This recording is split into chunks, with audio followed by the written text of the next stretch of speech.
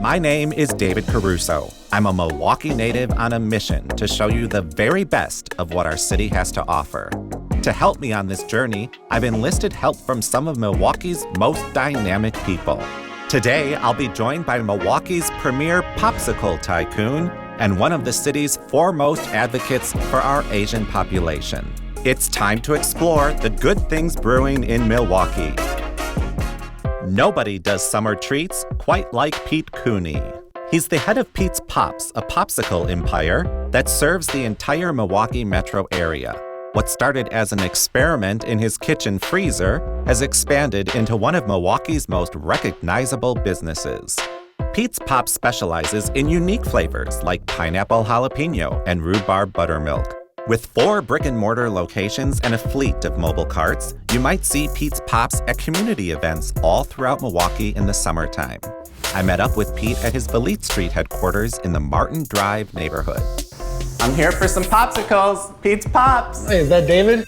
Before popsicles, what was Pete up to? I graduated college in 2010 and I started a career in accounting and finance. And that is when I started daydreaming about how do I get out of this cubicle. So I started Pete's Pops as a side project and worked my day job. And then at night I would go to the kitchen and make popsicles, and on the weekends I would sell them all. Was it always Pete's Pops? Was that your idea from the get-go? Pretty early on, I was like, Pete's Pops. And my friends and family would always laugh, and I thought that was a good sign. When the business started to grow, I wanted to use it for things that I cared about. And so one thing I care about is hiring kids and giving them a great job opportunity. I was set to do the grand opening of this store absolutely alone. And the very night before we opened, a group of 4 kids were walking back from the basketball court and they stopped. They're like, what are you doing? I said, I'm opening a popsicle shop. They asked, can we get jobs? I said, actually, I need help. If you come tomorrow morning at 11 o'clock, I'll hire you on the spot. The next morning I showed up, all 4 of them were waiting by 10:30. Those 4 kids ended up working the whole summer with us, and that story I'll remember for the rest of my life. It was really cool. I want to get into some of these funky flavors, so can we get into the kitchen and make some popsicles? Yeah, let's do it. This is where we make everything. We prep fruit, we juice lemons and limes, make simple syrups, process for making popsicles. You know, this business started with me putting popsicles in a freezer and standing there 2 hours until it froze enough to put the sticks in. And bit by bit, we've grown our equipment, our process. We make about 5,000 units a day. One of the things that's so intriguing about your popsicles are the recipes. There are flavors that are phenomenal.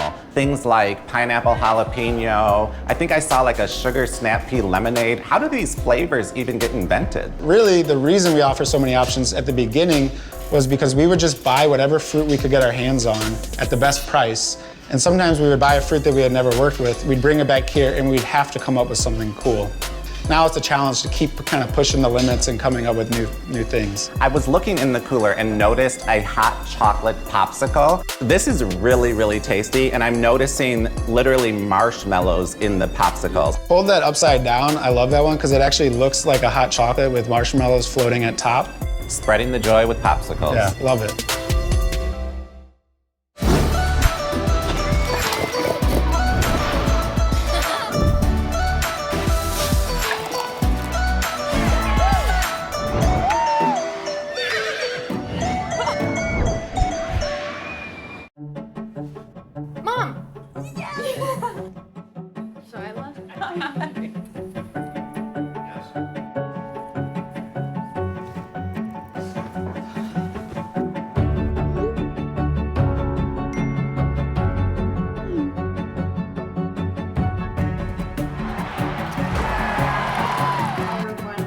Become who you're truly meant to be.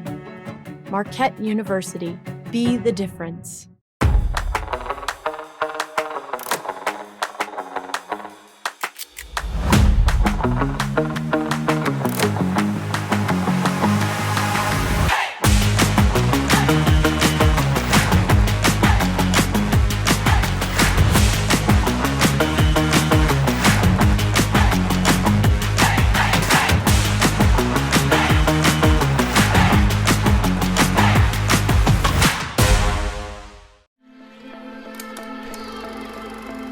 Meet me in Milwaukee,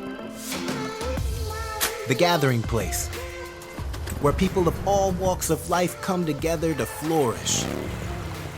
Together, where there's a park for everyone.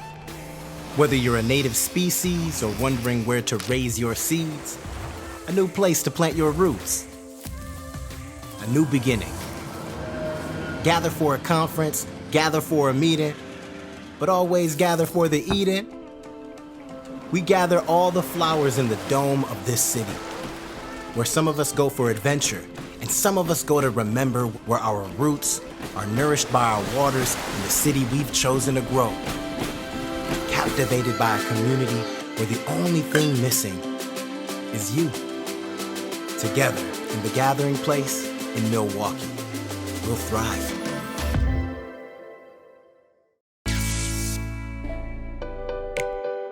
For his first stop, Pete took me down the block to Washington Park, one of the oldest parks in the city and the original site of the Milwaukee County Zoo.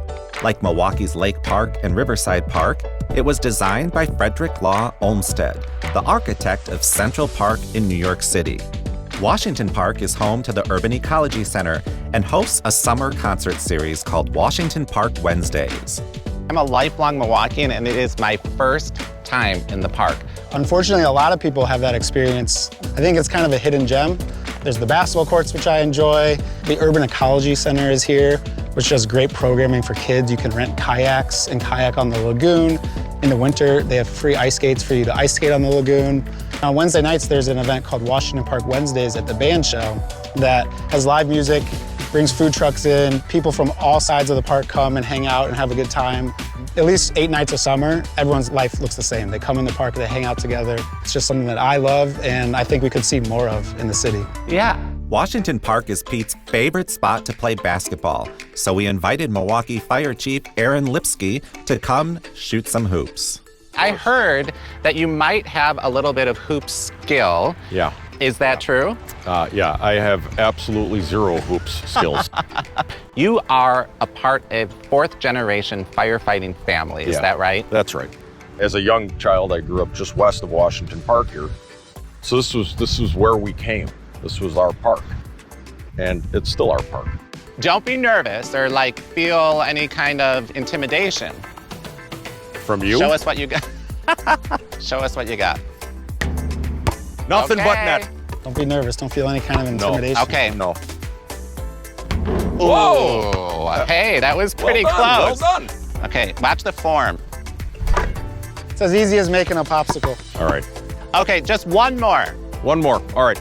I gotta make one though. If this sport had a bigger net.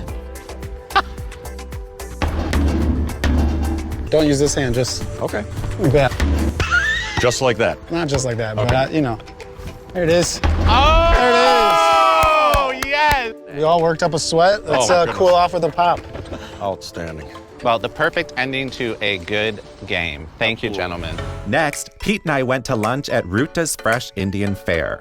Ruta Kahate ran several restaurants in India before moving to Milwaukee in 2021. In 2023, Ruta's moved from the Crossroads Collective Food Hall to a larger location in Walker's Point, offering a variety of customizable Indian offerings.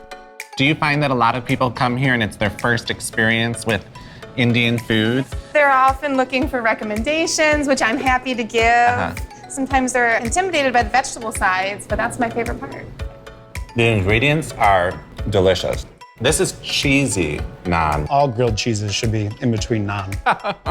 Would you consider yourself a foodie? I'm really passionate about the food world, food business. I love to try new restaurants. I love to support restaurants. I probably spend way too much money. One of the ways I justify it is that I'm meeting people, I'm networking a little bit, I'm learning about food, I'm learning about flavors. Is it fun for you to see these kinds of places grow and continue to flourish here? To see people graduate out of those food halls and then open those spots for new entrepreneurs and new operators and new chefs to create their concepts. It just keeps more great concepts entering the Milwaukee scene. My last stop with Pete was a visit to our shared alma mater. Marquette University is home to over 11,000 students from all over the world. Pete took me to the Brew, a study spot and cafe in Marquette's Alumni Memorial Union. This is the coffee shop that I visited when I went to school here. And this is the Pete's Pops freezer that is now in the Brew Bayou. So I think this is gonna be my new morning ritual, a popsicle and a latte. I've been trying to convince people to eat popsicles for breakfast for years. So Marquette, this is such a special place in the city of Milwaukee. Tell me about your experience. Marquette has such a rich program, successful program. I remember walking onto campus and just feeling super at home in Marquette, super at home in Milwaukee, and from there falling in love with the city. What is one of the standout memories that you have here? Going to basketball games with my friends, walking down Wells or Wisconsin with hundreds of other kids decked out in blue and gold. You know, at that time, you could probably have never told me that I would end up being a business owner, let alone a popsicle business owner. So I just think they are formative years, kind of figuring out who I was and what I was interested in, and it definitely set me up for success after college. This is really kind of the main stripped-down campus heading towards Wisconsin Avenue. And one of the standout things is just this amazing mural. And actually, one of the people that are featured on the mural is a young lady named Wase. She's of the Ojibwe tribe, and she works for Pete's Pops right now. And so, oh, how cool. She told us halfway through the summer that, oh yeah, I'm on that mural at Marquette. Too bad she didn't like sneak in a popsicle, but it looks That's true, great. it's before we knew her. The proximity to downtown and other surrounding neighborhoods is really something that makes this campus unique. One of the things that I wish I did was actually explore Milwaukee even more. They call this the new library. That's the bridge. That's where you kind of hang out if you're taking a break. And then over here's the old library. And I would come and study and try to pass accounting classes, which I did, and I wasn't having fun. This was home base for sure. Our last stop is the unbelievable St. Joan of Arc Chapel. Beautiful. Recently, the exterior has been redone, and the gardens here are definitely worth a visit. A few times after getting absolutely rocked on a final, I would come over here and sit here just to collect my thoughts. How many church services here were you at when you were a student? How many did I tell my mother I went to, or how many did I go to? You're higher.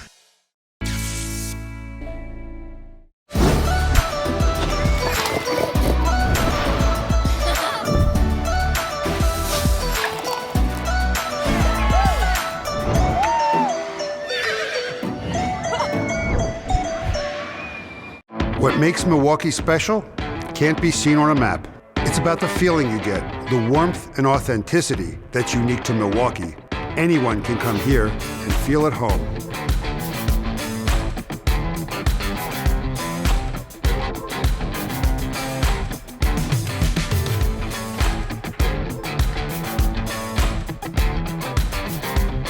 We're building more so more people can experience all Milwaukee has to offer.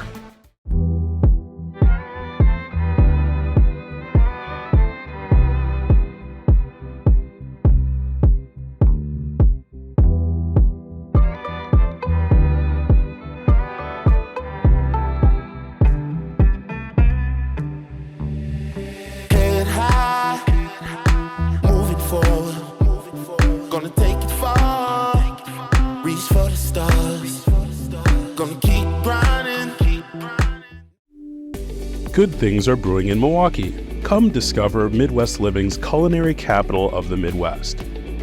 From beer gardens to beaches, to the world's only Harley-Davidson museum, or Santiago Calatrava's iconic Milwaukee Art Museum.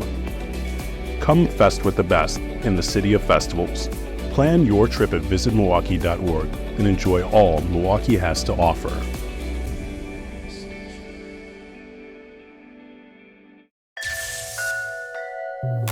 Next, I met up with Shary Tran. Shary is a co-founder of ElevAsian, an advocacy organization that gives a voice to Milwaukee's Asian American and Pacific Islander communities, businesses, and cultures. The daughter of Vietnamese refugees, Shary has dedicated her life to elevating the presence of Milwaukee's Asian communities and has served as a global diversity leader for several prominent Milwaukee businesses and organizations. Shary invited me to join her at Mosler's Vault, a bank vault turned cocktail bar inside the North Avenue Market in the Uptown neighborhood. Anywhere there's gonna be a craft cocktail, you will find me there at the bar trying to learn something new, and I really love the vibe. Cheers. Cheers. Wow, that is delicious. We're already following up with a number 2. They're half cocktails.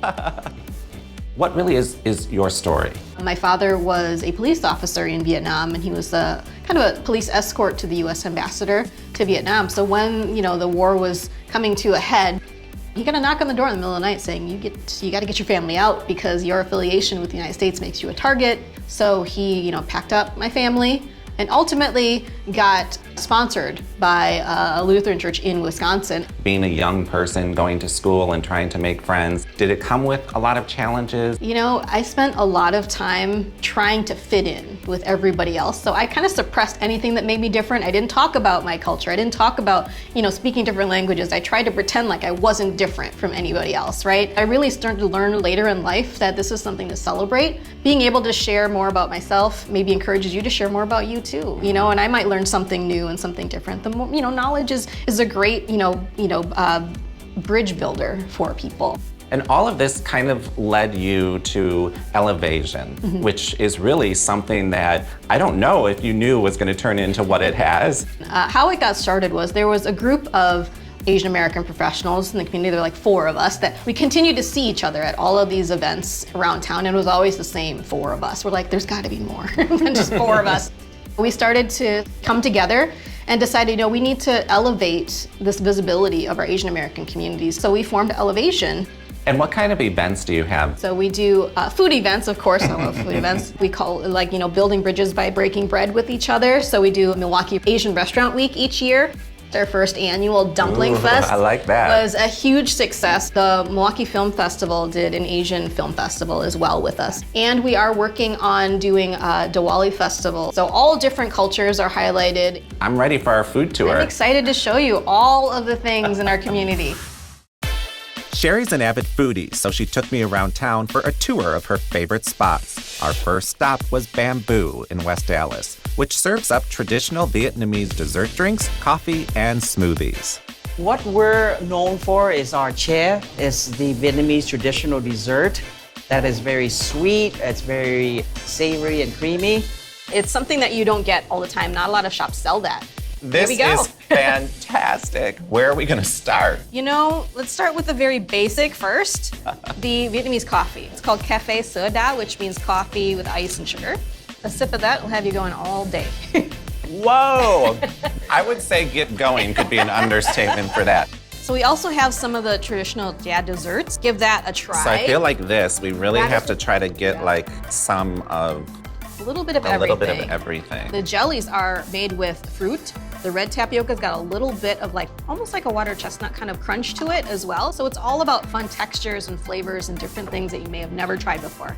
I gotta dive into this. This is not only beautiful, I feel like it might have a little spice. Yeah, it's got a little chamoy in there. So it's mango, it's the mango nata. What is on the straw?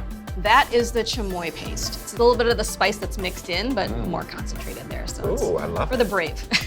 So far, I'm eating everything. So what are you gonna try next? Well, see, this is one of my favorite desserts. This is halo. So it's got some sweetened red bean on the bottom, some different tapioca and fruits, and then on the top, there's a little bit of flan type egg custard, and then some ube ice cream, which is the purple. Ooh, so I want to try the ice cream. I told you I was going to let you try, but I can't resist. This to me looks like a delicious breakfast, a waffle. So this is a coconut pandan waffle, and pandan is like an Asian vanilla. It's got mochi dough, and so it's stretchy, chewy, and it's just a subtle, not too sweet flavor. I mean, that's the best compliment for Asian dessert. It's not too sweet, right? This is really, really, really good. The next stop on our foodie tour was MochiRing Donuts in the village of Wauwatosa, specializing in chewy mochi donuts and Korean corn dogs. I love when new people come in that's never been or seen something like this, and I just love explaining it to them and letting them try it. They're like, so donuts, and I was like, they're not your normal donuts. This is a Korean corn dog. Yeah. Look at unlike any corn dog you've ever seen before, am I right? This is crazy. That one is coated in potato chunks, and that's a mozzarella stick, actually. So it's got that nice cheesy pull to it. It is coated in mochi dough. I'm all about expanding people's horizons when it comes to food. I think making it fun like this is a great way to get people interested, to try something new. The one you're picking up now has got flaming hot Cheetos on the outside, right? So who wouldn't want to try that? But we can't forget about these MochiRing donuts. So What makes these donuts so unique? It's like, again, that stretchiness that you get, the tear and share. If you want to share, you can. It's got that sweetness from the icing. The dough itself is, again, made with tapioca starch and rice flour. So it's that chewiness and that fun like bounce you get a little bit to it. So it's not like a traditional American donut. Up next, Oreo. I think this is great because to me, it's such a cool family place. Kids and adults, everyone has something here that they could really love. And everyone can try a different flavor and share it with each other. So, there's a little bit of something for everyone. The last stop on our foodie tour was Ono Kine Grindz, a Hawaiian restaurant and shop on North Avenue in Wauwatosa. Guy Rosler and David Lau started the business in 2011 and offer customers an authentic Hawaiian experience that celebrates the diverse origin of Hawaii's unique culture. You feel like you're right on Hawaii Island when you're here. It's like you're in somebody's home getting welcomed in by Uncles Guy and David who own this restaurant, and they really treat everyone like family. I'm curious, how did the name come to be and what does it mean?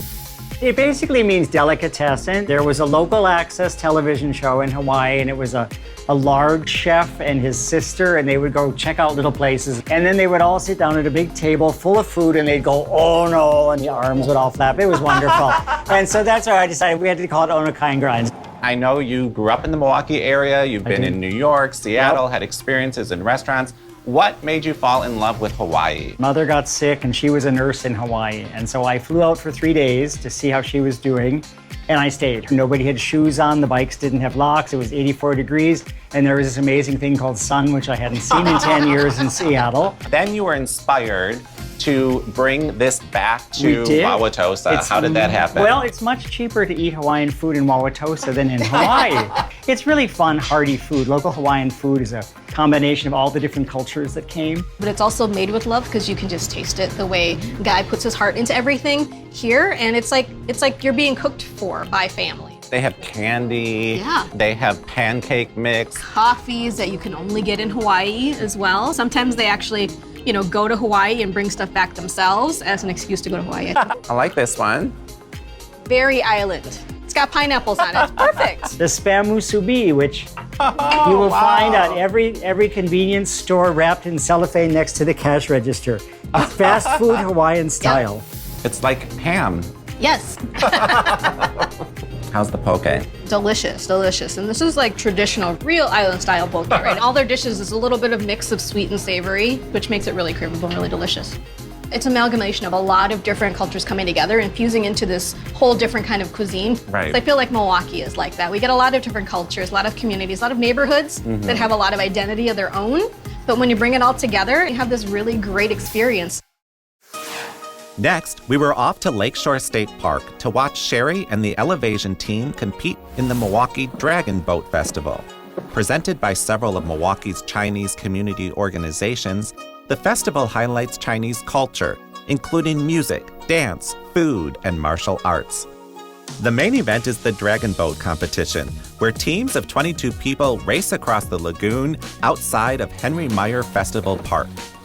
This is really so unique. I have never seen the park activated like this. How did you first get involved? With ElevAsian, we're always trying to highlight and showcase things that help show more of the culture of Asian communities in Wisconsin.